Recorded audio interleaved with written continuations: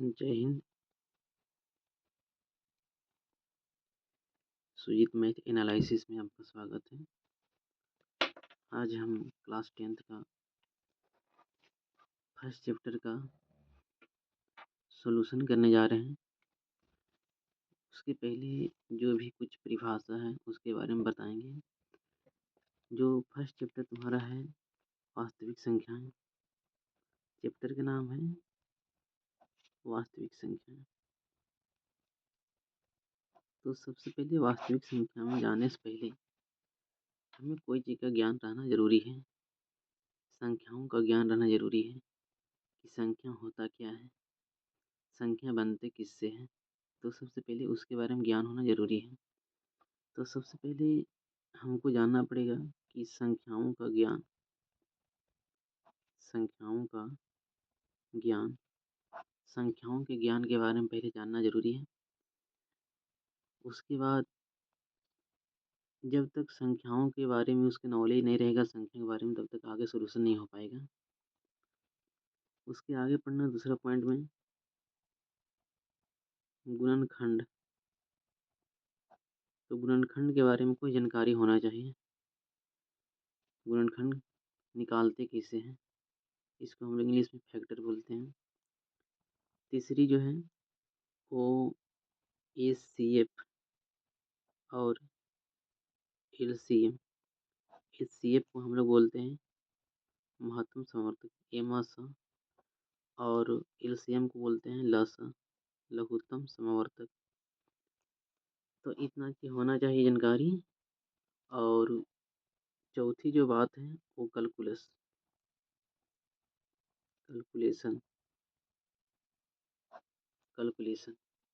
ये चार चीज़ के ज्ञान बेसिक होना चाहिए, तभी जाके हम वास्तविक संख्या के बारे में अच्छी से तरह से हम पढ़ सकते हैं। तो इसको देखने से पहले थोड़ा सा हम कुछ परिभाषा देख लेते हैं। ये परिभाषा क्या है, क्या क्या चीज़ वास्तविक संख्या में पढ़नी होती है। तो सबसे पहले पढ़ना है वास्तविक संख्याएं। तो संख्याओं के बारे में ज्ञान होना चाहिए। तो संख्याओं को दो भागों में बांटा गया है, एक वास्तविक संख्याएं और एक काल्पनिक संख्याएं। तो काल्पनिक संख्याएं क्या होती है, जैसे रूट के अंदर कोई भी ऋणात्मक आ गया है तो क्या हो जाएगा, काल्पनिक संख्याएं हो जाएगी। जिससे हो गया है, एग्जाम्पल लेते हैं।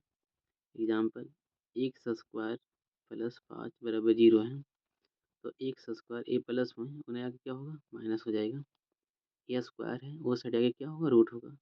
तो x बराबर प्लस में रूट में यहाँ पर क्या -5 लिखा जाएगा। तो ये जो है एक काल्पनिक संख्या है। एक क्लास 11th में पढ़ना है, क्लास 11th में पढ़ना है। 10th में इसके बारे में जानकारी नहीं है, पढ़ने ही नहीं है। जब भी पढ़ना है तो 12th में पढ़ना, 11th में पढ़ना है। एक काल्पनिक संख्या है। वास्तविक संख्या क्या होती है, कि वास्तविक संख्या में क्या पढ़नी होती है, प्राकृतिक संख्या, पूर्ण संख्या, पूर्णांक, परिमेय संख्या, अपरिमेय संख्या, भिन्न, ये सब पढ़ना होता है। तो इस सब को पढ़ने से पहले सबसे पहले अंक के बारे में हम जानते हैं कि अंक होता क्या है। तो अंक क्या है, 0 से लेकर के 9 तक। अंक 0, 1, 2, 3, 4, 5, 6, 7, 8, 9। तो इतना जो दिया गया है ये क्या है, अंक है। और अंकों को मिलने से क्या बन जाती है, संख्या। अंकों को मिलने से अंकों के मिलने से संख्या बन जाती है। जैसे अगर हमको लिखना है 12 लिखना है, तो 1 और 2 का यूज करेंगे, तो 1 और 2 का यूज करेंगे तो क्या ये 12 बन गया है। तो यहाँ पर अंकों को लिखे हैं, तो अंकों के समूह को हम क्या कहते हैं, संख्या कहते हैं। तो एक एक करके काम करेंगे। सबसे पहले पढ़ना है प्राकृतिक संख्या के बारे में। तो प्राकृतिक संख्या कहते किसको है, तो गिनती की संख्या को प्राकृतिक संख्या कहते हैं। गिनती की संख्या को प्राकृतिक संख्या कहते हैं। जैसे 1, 2, 3, 4, 5, 6, 7 डॉट डॉट अनंत तक ही जाएगा। कहाँ तक जाएगा, अनंत तक जाएगा। क्वेश्चन ये आता है कि सबसे छोटी प्राकृतिक संख्या क्या है। सबसे छोटी प्राकृतिक संख्या क्या है, तो 1 है। और सबसे बड़ी प्राकृतिक संख्या क्या है, तो अनंत है। सबसे बड़ी प्राकृतिक संख्या क्या है, तो अनंत है। आगे भी पढ़ना है कि क्वेश्चन ऑब्जेक्टिव में पूछ देता है कि प्रथम 50 प्राकृतिक संख्याओं का योग, 100 प्राकृतिक संख्याओं को, 25 प्राकृतिक संख्याओं का योग पूछता है। तो सबसे पहले कि प्रथम n प्राकृतिक संख्याओं का योग का फॉर्मूला होता है n into n plus one बटे दो होता है। n into n plus one बटे दो होता है। तो इस पर एक एग्जाम्पल ले लिए हैं कि प्रथम 100 प्राकृतिक संख्याओं का योग निकालें। तो इसमें n बराबर कितना हो जाएगा, 100 हो जाएगा। फार्मूला क्या होता है, n into n plus one बटे दो होता है। n कितना है, 100 है। 100 प्लस वन बटे दो हो जाएगा। ये 100 हो गया है, 100 में एक जोड़ेंगे कितना, 101 हो गया। ये दो मर्त में कट रहा, 50 दूनी 50, 50 दूनी 100 होता है। तो क्या बचेगा, 50 गुने 101, 50 गुने 101 गुना करने पर आएगा 50 50। उसके बाद आगे पढ़ना है पूर्ण संख्या के बारे में। तो पूर्ण संख्या क्या होती है कि पूर्ण संख्या, जैसे कहने का मतलब किया, पूर्ण संख्या प्राकृतिक संख्या के पहले शून्य शामिल करने से जो संख्या प्राप्त होती है उसे पूर्ण संख्या कहते हैं। प्राकृतिक संख्या अभी जस्ट पढ़े हैं कि गिनती की संख्याओं को प्राकृतिक संख्या बोलते हैं। उसके पहले हम क्या लगा लेंगे, शून्य लगा लेंगे। उसके पहले हम क्या लगाएंगे, शून्य लगा लेंगे। तो शून्य लगा लेंगे तो क्या बन जाएगा, पूर्ण संख्या बन जाएगा।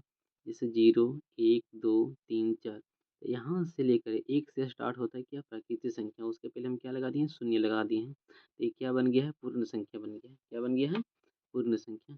जैसे क्वेश्चन पूछेगा कि सबसे छोटी पूर्ण संख्या क्या होती है। सबसे छोटी पूर्ण संख्या क्या होती है, तो 0 होती है। और सबसे बड़ी पूर्ण संख्या क्या होती है, तो अनंत होती है।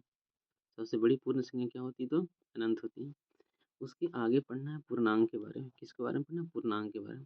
तो पूर्णांक क्या होता है कि पूर्ण संख्या में ऋणात्मक प्राकृतिक संख्या को शामिल कर दें तो पूर्णांक संख्या प्राप्त होती है। कहने का मतलब कि जो पूर्ण संख्या है, जो 0 से स्टार्ट हुआ है, 0 1 2 3 4 5 6 डॉट डॉट अनंत तक, तो उसके पहले हम क्या लगा देंगे, ऋणात्मक लगा देंगे। जिससे ऋणात्मक क्या लगेगा, 0 से लेकर स्टार्ट किए 1 2 3 4 5, फिर डॉट डॉट कहाँ तक, अनंत तक। उसके पहले हम क्या लिए, ऋणात्मक लिए, -1 -2 -3 -4। तो ये जब लग जाएगा तो ये क्या हो जाएगा, पूर्णांक हो जाएगा। कौन सी संख्या हो जाएगी, पूर्णांक हो जाएगा। इसी में आपसे पूछ दिया जाएगा कि बताइए कि सबसे छोटा पूर्णांक संख्या क्या होती है, तो अनंत होती है। सबसे छोटा पूर्णांक संख्या क्या होती है, तो अनंत होती है। और सबसे बड़ा पूर्णांक संख्या क्या होती है, तो वो भी अनंत होती है। तो ये दोनों क्या होती है, अनंत होती है, इन्फिनिटी है। क्वेश्चन ये पूछता है कभी कभी कि सभी प्राकृतिक संख्या पूर्णांक है, तो हाँ है। सभी प्राकृतिक संख्या पूर्णांक है। सभी पूर्ण संख्या पूर्णांक है, हाँ है। लेकिन इसी का अगर अपोजिट पूछ दिया जाएगा, अगर इसी का उल्टा पूछ देता है कि क्या सभी पूर्णांक क्या प्राकृतिक संख्या हैं, तो ऐसा स्थिति में नहीं होगा। पूछेगा कि सभी पूर्णांक क्या पूर्ण संख्या हैं, तो नहीं है। काहे नहीं है, क्योंकि प्राकृतिक संख्या पूर्ण संख्या है। क्योंकि पूर्णांक है। पूर्णांक जो होता है वो स्टार्ट होता है कहाँ से, माइनस से स्टार्ट होता है और 0 और कहाँ तक, प्लस तक होता है। मतलब ऋणात्मक धनात्मक और क्या 0 होता है। और वो हमारा क्या प्राकृतिक संख्या जो होती है वो गिनती की संख्या 1 से स्टार्ट होता है। तो क्या ये पूर्णांक में आया कि नहीं आया है, प्राकृतिक संख्या आया ना। तो सेम वही बात बोला गया है। उसी टाइप से पूर्ण संख्या क्या पूर्णांक है, अरे पूर्ण संख्या उसके पहले हम क्या लगा देते हैं, 0 है ना। तो ये क्या कहलाएगा, पूर्ण संख्या कहलाती है। आगे पढ़ना है कि सम संख्या। सम संख्या दो से विभाज्य होने वाली सम संख्या, दो से विभाज्य होने वाली संख्या सम संख्या कहलाती है। जो दो से भाग देने पर पूरा पूरी कट जाता है उसको हम क्या कहते हैं, सम संख्या कहते हैं। जैसे 2 4 6 8 10 12 डॉट डॉट डॉट कहाँ तक, अनंत तक हो गया है। इसी में बोल दिया जाएगा कि सबसे छोटा संख्या सम संख्या क्या है, तो 2 है। और सबसे बड़ी सम संख्या क्या है, तो अनंत है। इसे क्या अनंत है, सब याद रखना है, ठीक है। और बोल दिया जाएगा कि प्रथम एन सम संख्याओं का योग, इसका भी एक फार्मूला होता है। प्रथम एन सम संख्याओं का योग क्या होता है, तो n into n plus one होता है। N into n plus one होता है। तो प्रथम एक एग्जाम्पल ले लिए हैं कि प्रथम 20 सम प्राकृतिक संख्याओं का योग क्या होगा, तो एन बराबर 20 है। इसका फार्मूला होता है n into n plus one. तो एन मतलब 20 और इंटू 20 प्लस वन, तो 20 से 21 हो जाएगा। 20 में 21 से गुना करेंगे कितना होगा, 4 से 20 हो जाएगा। ये हमारा क्या हो गया, आंसर हो जाएगा। उसी टाइप से अगला हम लेते हैं। तो अभी सम संख्या के बारे में पढ़े थे, तो अभी पढ़ना है विषम संख्या के बारे में। विषम संख्या के बारे में, तो विषम संख्या क्या होती है, इसे कहने का मतलब है कि वह प्राकृतिक संख्या जिसमें दो से भाग पूरा पूरा ना लगे, जो 2 से भाग पूरा पूरी ना लगे उसको हम क्या कहते हैं, विषम संख्या कहते हैं। जैसे 1, 3, 5, 7 इस समय हम 2 से भागा देते हैं, क्या पूरा पूरी कटेगा? नहीं कटेगा। जब नहीं कटेगा तो ये कौन सी संख्या है? विषम संख्या है। कौन सी संख्या है? विषम संख्या है। क्वेश्चन क्या है? पूछ दिया जाएगा कि सबसे छोटी विषम संख्या क्या है? तो 1 है। और सबसे बड़ी विषम संख्या क्या है? तो वो अनंत है। वो क्या है? अनंत है। प्रथम n विषम संख्याओं का योग, इसका फॉर्मूला होता है n स्क्वायर। तो सम का ही पढ़ें, सम का होता है n into n plus one होता है, विषम का होता है n का स्क्वायर होता है। विषम का क्या? n का स्क्वायर होता है। इस पर एक एग्जाम्पल ले लिए हैं, उदाहरण ले लिए हैं कि प्रथम 13 विषम संख्याओं का योग निकालें। तो 13 विषम संख्याओं का योग n बराबर कितना दिया गया है? 13 दिया गया है। तो n बराबर 13, तो n स्क्वायर, तो 13 का स्क्वायर, तो 13 गुने 13 और गुना करने पर कितना आएगा? 169 आएगा। अगर पढ़ना है भाज्य संख्या। भाज्य संख्या किसको बोलते हैं? जो संख्याएं एक और स्वयं के अलावे किसी और से भी कटे वह भाज्य संख्या कहलाती है। एक और स्वयं के अलावे किसी और से भी कटे तो वह संख्या भाज्य संख्या कहलाती है। सबसे छोटा सम संख्या क्या है? 4 है। तो सम संख्या का मतलब ये 3 से कटना चाहिए, एक से भी कटना चाहिए, और एक अपना जो संख्या है उससे, और एक किसी और से कटना चाहिए। ठीक है, तो वो क्या कहलाएगा? भाज्य संख्या कहलाएगी। जैसे कहीं हम 4 को अगर लेते हैं तो 4 जो है एक से भी कट रहा है, एक 4 से भी कट रहा है और 2 से भी कट रहा है। तो कम से कम जो है ना 3 अंकों से कटना चाहिए। कम से कम कितने अंकों से? 3 अंकों से कटना चाहिए। तो ये क्या उसी संख्या कहलाएगी? भाज्य संख्या कहलाएगी। तो सबसे छोटा समभाज्य क्या है? 4 है। और सबसे छोटा विषम भाज्य क्या है? तो 9 है। क्या है? 9 है। आगे पढ़ना अभाज्य संख्या के बारे में। तो अभाज्य संख्या क्या है? वैसी संख्या है जो एक और स्वयं से कटे उसे ही अभाज्य संख्या कहते हैं। वैसी संख्या जो एक और स्वयं से कटे उसे अभाज्य संख्या कहते हैं। एक से और स्वयं से जिसका रूप हो उससे कटे, जो भी संख्या दिया गया है उससे कटे, तो उसको हम क्या कहते हैं? अभाज्य संख्या कहते हैं। सबसे छोटा अभाज्य संख्या क्या है? 2 है। सबसे छोटा अभाज्य संख्या क्या है? तो 2 है। एक अंकों की सबसे छोटा अभाज्य संख्या क्या है? 2 है। और एक अंकों की सबसे बड़ी अभाज्य संख्या क्या है? 7 है। तो एक अंकों की छोटी अभाज्य संख्या 2 है, और एक अंकों की सबसे बड़ी अभाज्य संख्या क्या है? 7 है। 2 अंकों की सबसे छोटी अभाज्य संख्या 11 है, और 2 अंकों की सबसे बड़ी अभाज्य संख्या क्या है? 97 है। तो ये दोनों 11 और क्या है? 97 है। 3 अंकों का पूछा जाएगा तो 3 अंकों का 101 होता है, और छोटी अभाज्य संख्या, अब बड़ी अभाज्य संख्या पूछेगा तो 997 होगा। 900 क्या होगा? 97 होगा। जैसा अभाज्य संख्या किसको कहते हैं? तो वैसी संख्याएं जिसका मौसा 1 है, जिसका मौसा 1 है, सअभाज्य संख्या कहलाती है। सअभाज्य कहने का मतलब कि वैसी संख्या जिसकी मौसा क्या है? 1 है, उसको सअभाज्य कहते हैं। क्या होता है कि लगातार संख्या भी क्या होता है? सअभाज्य कहलाती है। जैसे 3 हो गया और क्या 4 हो गया, तो 3 और 4 का ये अगर ये सीएफ लेते हैं, मौसा लेते हैं तो 1 आता है। ये 3 और 4 क्या लगातार संख्या है? क्या रेगुलर आ रहा है कि नहीं? लगातार आ रहा है ना? तो ये लगातार आएगा तो ये भी क्या है? सअभाज्य संख्या है। सअभाज्य संख्या है। तो जो भी संख्या लगातार आएगी वो क्या कहलाएगी? सअभाज्य संख्या कहलाएगी। जो भी संख्या लगातार आएगी वो क्या कहलाएगी? सअभाज्य संख्या कहलाएगी। आगे पढ़ना है पूर्णांक के बारे में। तो पूर्णांक परिमेय संख्या के बारे में पढ़ना है। तो परिमेय संख्या किसको कहते हैं? जो पी बाई क्यू के रूप में लिखा जाएगा, जो पी बाई जो भिन्न में लिखा जाएगा उसको हम क्या कहते हैं? परिमेय संख्या कहते हैं। जैसे 2/3, 3, -3। अच्छा, -3 क्या परिमेय संख्या है? हाँ है जी। इसके पहले क्या नीचे हो 1 होगा, उसके नीचे क्या होगा? 1 हो जाएगा, तो ये क्या होगा? परिमेय संख्या होगा। अच्छा, √25 क्या परिमेय संख्या है? जी है।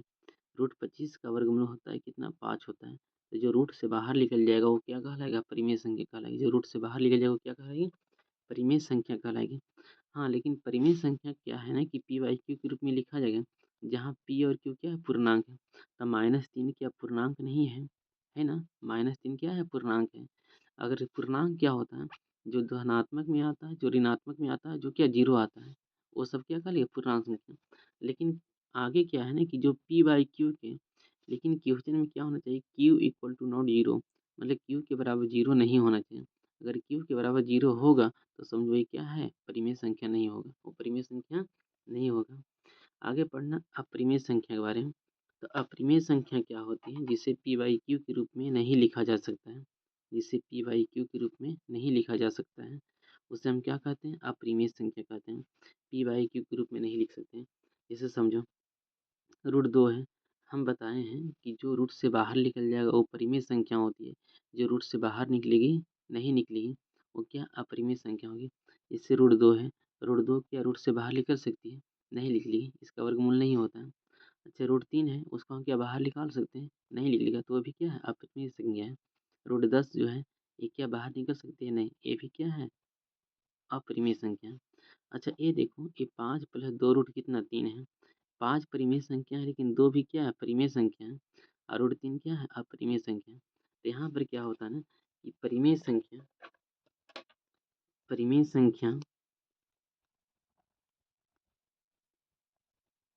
संख्या प्लस अपरिमेय संख्या दोनों को अगर हम जोड़ते हैं तो क्या प्राप्त होगा? अपरिमेय संख्या प्राप्त होगा। क्या प्राप्त होगा? अपरिमेय संख्या, पहला। दूसरा में क्या है? अगर अपरिमेय संख्या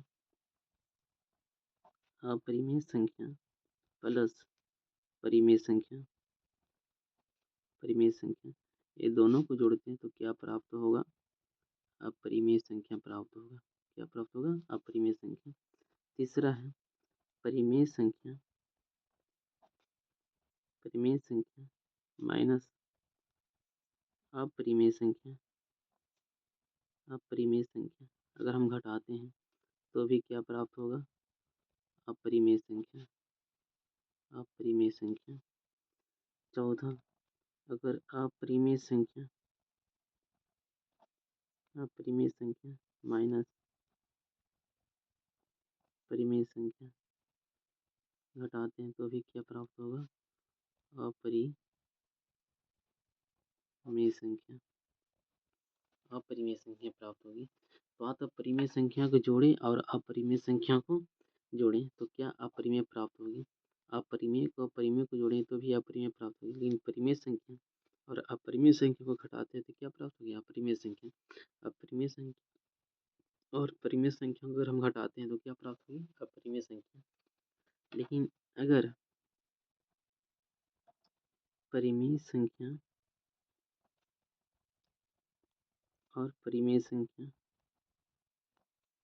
को अगर हम जोड़ते हैं तो क्या प्राप्त होगी? परिमेय संख्या प्राप्त होगी। लेकिन अगर अपरिमेय संख्या और अपरिमेय संख्या को जोड़ते हैं तो क्या प्राप्त होगी? अपरिमेय संख्या प्राप्त होगी। जैसे कहने का मतलब, अगर हम रूट 2 लेते हैं और प्लस रूट 3 लेते हैं तो ये क्या है? ये जुटेगा? नहीं जुटेगा, तो ये क्या है? अपरिमेय संख्या है। तो यही सब पढ़ना है और कुछ भी नहीं पढ़ना है। आज की क्लास यहीं पर समाप्त करते हैं, बाकी कल से स्टार्ट करेंगे।